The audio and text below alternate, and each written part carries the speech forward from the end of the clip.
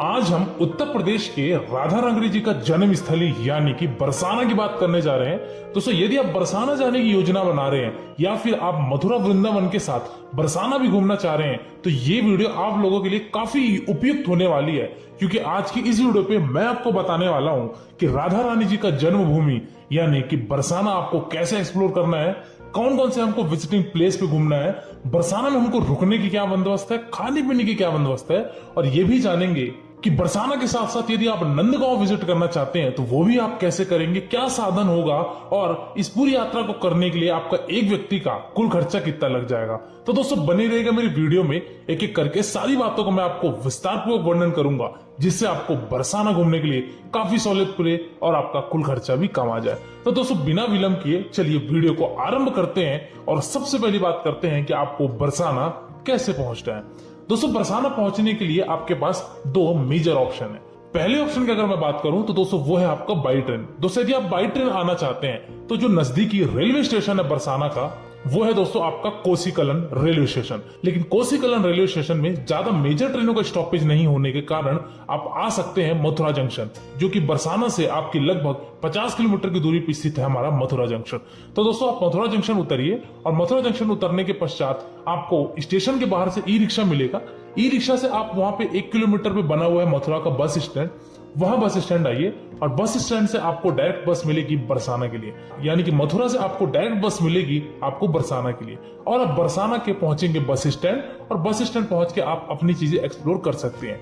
वही अगर आप मथुरा वृंदावन घूम रहे हैं या वृंदावन से बरसाना आना चाहते हैं तो यहाँ पे आपको Uttar Pradesh road transport corporation की एसी बस भी मिलेगी, जो कि आपको वृंदावन से डायरेक्ट आपको बरसाना ड्रॉप करेगी और उसका किराया होता है लगभग आपका 70 रुपए पर पर्सन। तो दोस्तों ये भी आप ऑप्शन चुन सकते हैं यदि आप वृंदावन घूमने के बाद आप बरसाना जाना चाहते हैं। यदि आप फ्लाइट से आना चाहते हैं तो आप आ सकते हैं नजदीकी एयरपोर्ट पे, वो है आपका आगरा का एयरपोर्ट, जो कि 105 किलोमीटर की बाई रोड जर्नी तय करके आप बरसाना पहुंच जाएंगे। लेकिन आगरा में ज्यादा फ्लाइटों का परिचालन ना होने के कारण तो आप दूसरा ऑप्शन भी पकड़ सकते हैं, वो है आपका दिल्ली का एयरपोर्ट। दिल्ली एयरपोर्ट से दोस्तों आपकी जो बरसाना की दूरी पड़ेगी वो लगभग आपकी 160 किलोमीटर पड़ेगी बाई रोड डिस्टेंस तय करके, और आप फाइनली बरसाना पहुंच जाएंगे। तो चलिए दोस्तों बात करते हैं कि हम बरसाना पहुंच चुके हैं या फिर हम बरसाना के बस स्टैंड पहुंच चुके हैं, अब हमको दर्शन करने के लिए हमको कैसे जाना है। बरसाना दोस्तों फेमस है हमारे राधा रानी जी का जन्मभूमि, राधा रानी जी के माता पिता का घर, और वहां पे जगत गुरु कृपाली महाराज के द्वारा बनाया गया राधा जी के माता जी यानी कि कीर्ति मंदिर भी वहां पे निर्माण किया गया है। तो वो मंदिर में भी जाके हम विजिट करेंगे और इसके पश्चात हम नंदगांव विजिट करेंगे। तो दोस्तों बरसाना बस स्टैंड से आपको लगभग 1 किलोमीटर की दूरी पे स्थित है हमारा राधा रानी जी का मंदिर, जो कि काफी ऊंचाइयों पे बना हुआ है। तो बस स्टैंड से दोस्तों आपको ई रिक्शा मिलेगी। ई रिक्शा वाला दोस्तों आपको राधा रानी जी का जहां से हमको सीढ़ियां मिलेगी, क्योंकि आपको लगभग 250 सीढ़ी चढ़ के ऊपर जाना पड़ेगा, तो वहां पे उतारेगा और 10 रुपए वो चार्ज लेने के बाद आपको राधे राधे कहते हुए आपको सीढ़ी चढ़ना शुरू करना है। सीढ़ी दोस्तों आपको लगभग 250 सीढ़ी चढ़नी पड़ेगी और 250 सीढ़ी चढ़ने के बाद काफी ऊंचाइयों पे आप पहुंचेंगे और वहां पे हमारे लाडली जी का मंदिर यानी कि माता श्री राधा रानी जी का यहाँ पे जन्मभूमि यहाँ पे बनाया गया है। तो दोस्तों आप मंदिर में विजिट कीजिए। यहाँ पे हमारे सामने आप देख सकते हैं राधा रानी जी का स्टैचू है।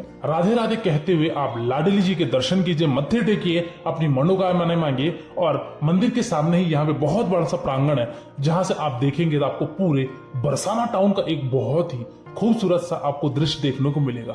तो यहाँ पे भी आप कुछ समय रह के एक्सप्लोर कीजिए, क्योंकि ये वातावरण और ये शांति आपको बरसाना मंदिर से कहीं भी और प्राप्त नहीं होगी। तो यहाँ भी रह के कुछ समय एक्सप्लोर कीजिए और ये सब चीजें करने के पश्चात आप वापस नीचे आ जाइए और नीचे आने के पश्चात आप अगेन बढ़ चलिए अपने अगले मंदिर की तरफ, जो कि बरसाना का दूसरा मंदिर है और वो है आपका कीर्ति मंदिर। दोस्तों राधा रानी जी के मंदिर से आपका बरसाना का जो कीर्ति मंदिर है उसकी दूरी लगभग आपकी 2 से 2.5 किलोमीटर की पड़ेगी। तो इस कीर्ति मंदिर पे भी जाइए। ये कीर्ति मंदिर दोस्तों हालांकि श्री जगत गुरु कृपाली जी महाराज के संस्था के द्वारा बनवाया गया है। तो यहाँ पे भी आप आइए। सबसे पहले यहाँ पे आपको मिलेगा निःशुल्क जूता काउंटर। तो यहाँ पे आप अपने स्लीपर फुटवेयर जो भी है यहाँ जमा करा दीजिए। एक टोकन आपको दिया जाएगा, वो टोकन प्राप्त करके आप मंदिर में प्रवेश कीजिए।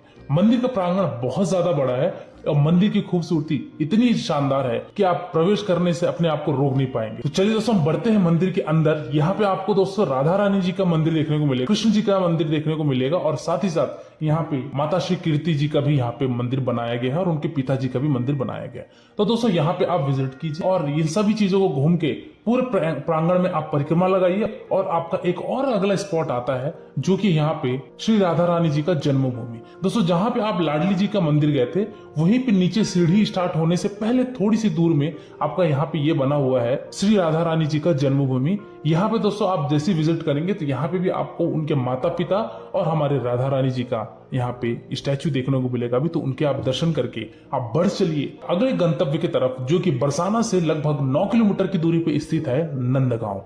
दोस्तों नंदगांव वो स्थान है जहां पे श्री कृष्ण जी गोकुल के पश्चात इसी नंदगांव में उन्होंने व्यापन किया था। तो दोस्तों नंदगांव आपका बरसाना से लगभग 9 किलोमीटर की दूरी पर स्थित है।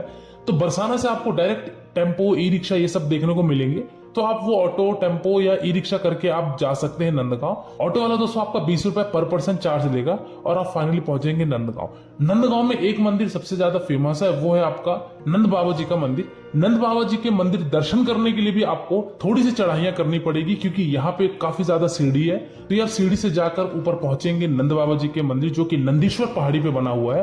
तो यहाँ जाके आप नंद बाबा जी के भी दर्शन कीजिए और नंद बाबा जी के दर्शन करने के पश्चात यहाँ पे एक नंदीश्वर महादेव जी का भी मंदिर है, उनको भी आप दर्शन करके आप वापस अपनी प्रस्थान बना सकते हैं। कुल मिलाकर ये कहना चाहिए कि बरसाना और नंदगांव विजिट करने के लिए एक दिन पर्याप्त है। यदि आप वन डे ट्रिप बनाते हैं सेम डे जाकर शाम तक वापस आ सकते हैं। वही बात की जाए दोस्तों, जैसा कि मैंने आपको पिछली वीडियो में भी बताया था मथुरा और वृंदावन के में कि यहाँ पे 12 से 4 मंदिर का क्लोजिंग टाइम होता है। चाहे आप किसी भी जगह चले जाइए 12 बजे से लेकर 4 बजे तक यहाँ पे मंदिर बंद होते हैं और उसके पश्चात आपका मंदिर खुला रहता है। तो दोस्तों इस चीज का आप ध्यान रखिए और आप नंदगांव और बरसाना इस तरीके से घूम सकते हैं। वही बात की जाए दोस्तों कि हमको होटल एकोमोडेशन क्या मिलेगा और हमको खाने पीने की क्या ऑप्शन मिलेंगे अगर हम बरसाना में स्टे लेना चाहें तो दोस्तों यदि आप स्टे लेना चाहते हैं तो बरसाना टाउन में आपको बजट होटल्स देखने को मिल जाएंगे। ज्यादा लग्जरी होटल तो आपको देखने को नहीं मिलेगा, लेकिन बजट होटल्स मिल जाएंगे जिसका किराया आपका 700-800 रुपए में होगा एक दिन का।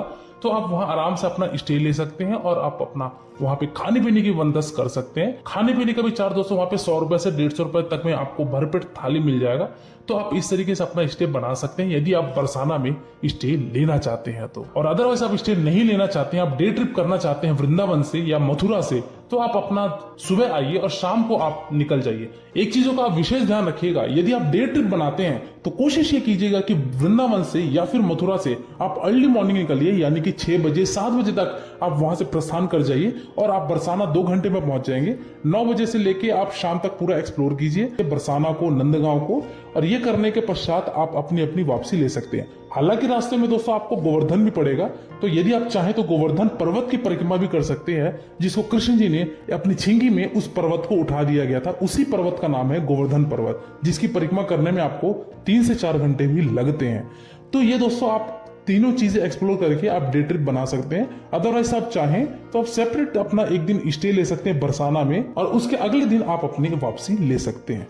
चलिए दोस्तों बात करते हैं कि इस पूरी यात्रा को करने के लिए एक व्यक्ति का कुल खर्चा कितना आ जाएगा। तो दोस्तों यदि मैं ये बात करूं कि अगर आप डे ट्रिप बनाते हैं यानी कि सुबह जाके शाम को वापस आ जाते हैं, तो ये मान के चलिए कि दोस्तों आपका 400 से 500 रुपए में एक व्यक्ति का खर्चा लगेगा और आप आराम से बरसाना नंदगांव को एक्सप्लोर करके, गोवर्धन को एक्सप्लोर करके आप अपनी वापसी ले सकते हैं। वही अगर आप एक दिन का स्टे बनाते हैं तो फिर दोस्तों आपका मान के चलिए कि 1000 से 1500 रुपए के बीच में खर्चा आएगा और आप इस तरीके से बरसाना नंदगांव को एक्सप्लोर कर लेंगे।